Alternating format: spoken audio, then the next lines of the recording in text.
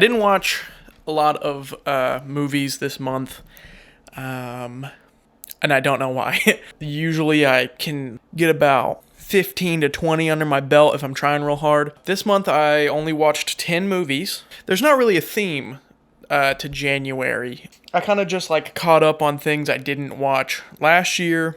I watched some comfort movies. But yeah, I started off the year with one of my favorite comfort movies of all time, which is Porco Rosso. Really, any Studio Ghibli movie is a comfort movie for me, but for some reason Porco Rosso just has this extra layer of comfort that comes from the childlike behavior and wonder of the film. Other Studio Ghibli movies have this, but for some reason this one just really sticks out to me as feeling almost like a Saturday morning cartoon. Yeah, it was the perfect way to start off my year with a little bit of comfort. After that, I checked out This Place Rules, the new documentary from Andrew Callahan. This documentary follows kind of the news feeds and the political landscape leading up to the January 6th insurrection. And what this documentary does really great, I think, is kind of what the same thing that the Borat movies do, where Andrew Callahan just kind of sets the stage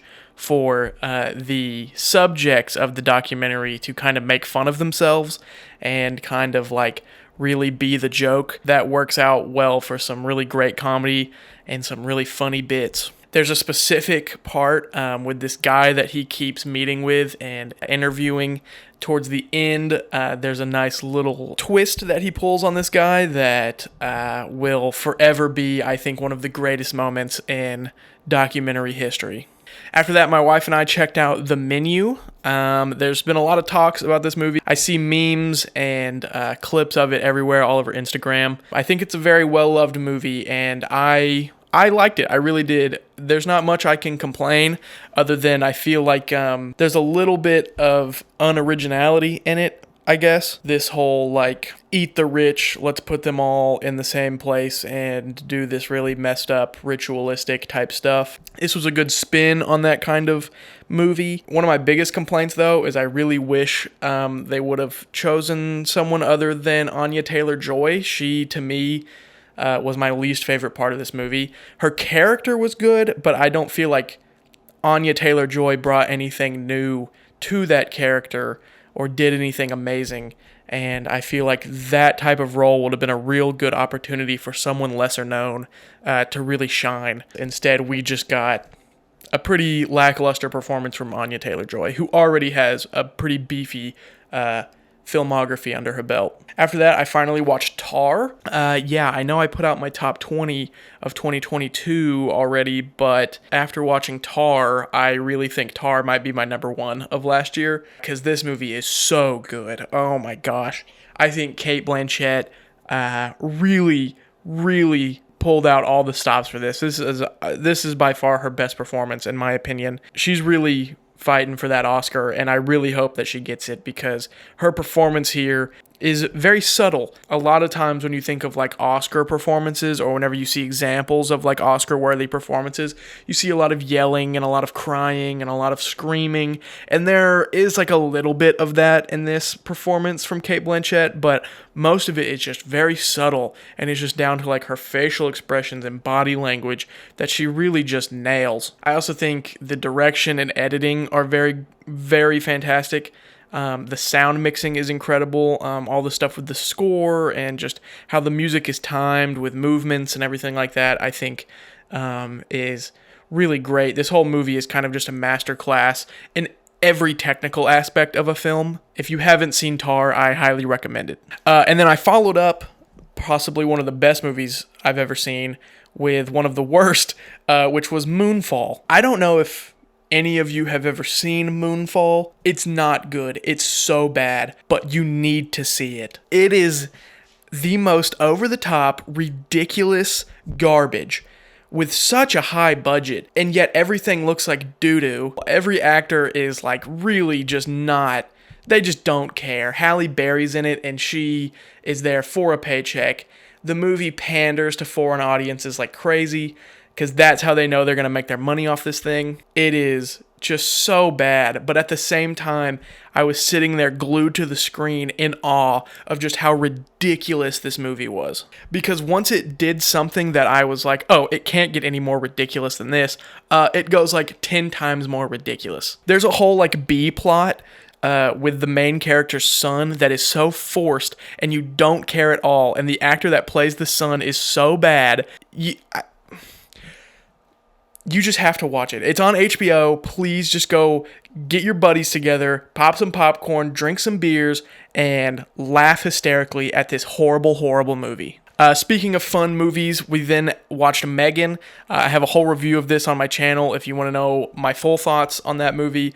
But basically, the TLDR is that I really liked it because it was super fun and very entertaining. So if you haven't seen it, check it out. You could see it in a theater, but if you just wanted to wait till streaming, wait till then. Then after that, I checked out Watcher. This was one that I missed last year. Pretty good movie. I'll say that. It's pretty good. My biggest complaint is that it really has a lot of build-up for an ending that isn't as extravagant as I think it wished it was. It's a pretty lackluster ending for how much you have to sit through and what you have to wait for. But with that being said, the movie itself is very tense.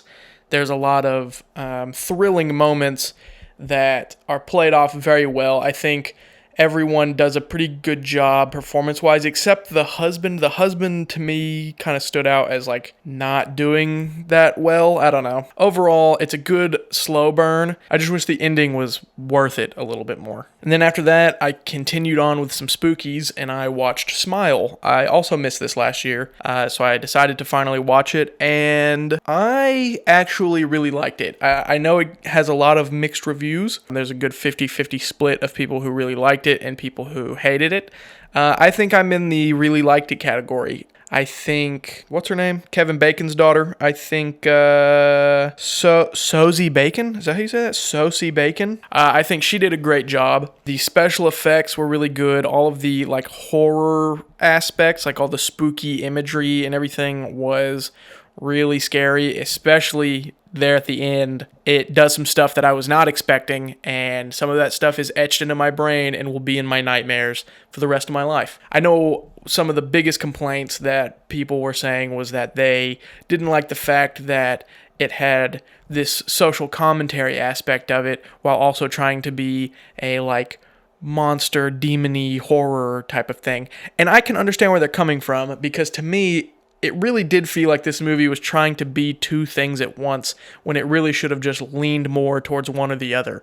Because there's scenes where you can tell it's trying to be this social commentary about mental health and depression and trauma, while at the same time it's trying to be this like evil spirit monster movie, and they don't mix a lot of the time. So I really wish it would have just leaned one more or the other. But other than that, I think it's a really, really good spooky movie. And if you're someone who likes to sit in a dark room with your friends and watch a scary movie, this one is a good one to put on. Then after that, my wife and I got together with some friends and we watched Marcel the Shell with Shoes On. This was another one that I missed last year, and I really loved it. This is such a fun, heartwarming little movie. It'll do nothing but just make you smile and maybe even put a tear in your eye. I think it's just so sweet, and it's so well done too. Like all the stop motion animation aspects are really done incredibly well.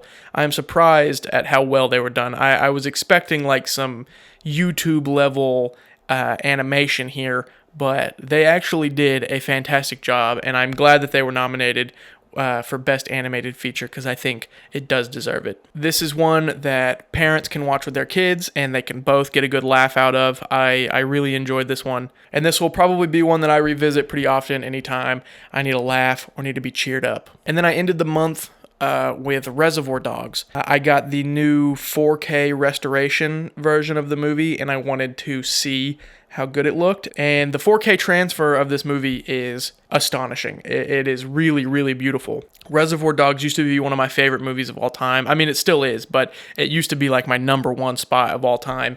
It has since moved down a few notches, but I really do love that movie, and I have a soft spot in my heart for it because it's really one that like got me into movies at an early age.